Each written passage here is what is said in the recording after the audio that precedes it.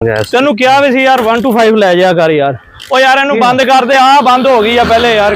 Vlog ਨੂੰ ਛੱਡ ਦੇ ਯਾਰ। ਗੁਲਜ਼ਾਰ ਬਣਾਉਣੇ ਕੁਛ ਵੀ ਨਹੀਂ, ਕਿੱਕ ਮਾਰ ਹੋ ਜਾਣੀ ਸਟਾਰਟ। ਕਿਹੜਾ ਦੋਸਤੋ ਓ ਯਾਰ ਬਾਬਾ ਮੋਟਰਸਾਈਕਲ ਪਹਿਲੇ ਲੈ ਕੇ ਤੁਰ ਪਿਆ ਕਰ ਤੂੰ ਯਾਰ। ਉਮਰ ਭਾਈ ਦਾ ਤਮਾਸ਼ਾ ਵੇਖਿਓ। ਤੇਲ ਹੈਗਾ ਕਿ ਨਹੀਂ? ਤੇਲ ਪਵਾਇਆ ਸੀ? ਨਹੀਂ ਮੈਂ ਤੇ ਨਹੀਂ ਭਾਈ ਪਵਾਇਆ। ਸ਼ਾਬਾਸ਼ ਕੱਲ ਯਾਰ ਗੁਲਜ਼ਾਰ ਭਾਈ ਤੂੰ ਮੋਟਰਸਾਈਕਲ ਤੇਰੇ ਕੋਲ ਸੀ, ਤੈਨੂੰ ਮੈਂ ਕਿਹਾ ਯਾਰ ਤੇਲ ਪਵਾ ਲੈ, ਤੂੰ ਫਿਰ ਉਹੀ ਡਰਾਮਾ ਕੀਤਾ ਨਾ ਯਾਰ। ਕੱਲ ਤੇ ਆਪਾਂ 1000 ਦਾ ਪਵਾਇਆ ਸੀ। ਹੁਣ ਇਸ ਟਾਈਮ ਨਾ ਅਸੀਂ ਉਧਰ ਨਾ ਇੱਧਰ, ਸਾਹਮਣੇ ਕੋਈ ਬਾਹਰ ਅੱਗੇ ਸਾਹਮਣੇ ਪੈਟਰੋਲ ਪੰਪ ਹੈਗਾ? ਆਇਓ ਦੇਖ ਲੈਨੇ ਆ। ਹੁਣ ਥੋੜਾ ਜਿਹਾ ਅੱਗੇ ਜਾ ਕੇ ਦੇਖ ਲੈਨੇ ਆ।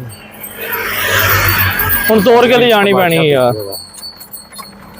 ਆਜੋ ਆਜੋ ਕੋਈ ਗੱਲ ਨਹੀਂ ਯਾਦ ਰਿਹਾ ਹੁਣ ਫਿਰ ਕੰਮ ਦੇ ਵਿੱਚ। ਯਾਰ ਰੋਜ਼ਾ ਰੱਖਿਆ, ਤੈਨੂੰ ਕਿਹਾ ਯਾਰ ਪੈਟਰੋਲ ਚੈੱਕ ਕਰ ਲਿਆ ਕਰ ਯਾਰ। ਫਿਰ ਤੂੰ ਲੈ ਕੇ ਵੀ ਅੱਗੇ ਲੰਬੇ ਸਫ਼ਰ ਤੇ ਨਿਕਲਣਾ ਵੀਰੇਗੇ ਯਾਰ।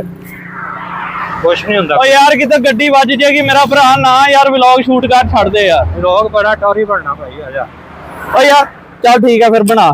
ਨਹੀਂ ਨਹੀਂ ਬਣਾਉਣਾ ਮੈਂ ਤੇਰਾ ਬਣਾਉਣਾ। ਇੱਕ ਮਿੰਟ ਨਹੀਂ ਮੈਂ ਤੇਰਾ ਬਣਾਣਾ। ਤੂੰ ਚੱਲ। ਆ ਕਿਹੜੀ ਗੱਲ? ਚੱਲ ਲਾ ਧੱਕਾ ਇਹਨੂੰ। ਪੈਟਰੋਲ ਪੰਪ ਤੱਕ ਲੈ ਕੇ ਜਾਣਾ ਹੁਣ ਇਦਾਂ ਹੀ ਤੇਰਾ। ਮੈਂ ਵਲੌਗ ਸ਼ੂਟ ਕਰਦਾ। ਚੱਲ ਠੀਕ ਆ। ਮੈਂ ਉੱਤੇ ਬਹਿ ਕੇ ਰੇੜ ਲੈਣਾ ਭਾਈ। ਉਹ ਕਿੱਧਰ ਨੂੰ? ਪਿੱਛੇ ਨੂੰ? ਕਿੱਧਰ ਨੂੰ? ਹੈਲੋ ਤੇਲ ਨਹੀਂ ਪਵਾਉਣਾ ਤੇ ਪਿੱਛੋਂ ਕਿੱਧਰ ਅੱਗੇ? ਆ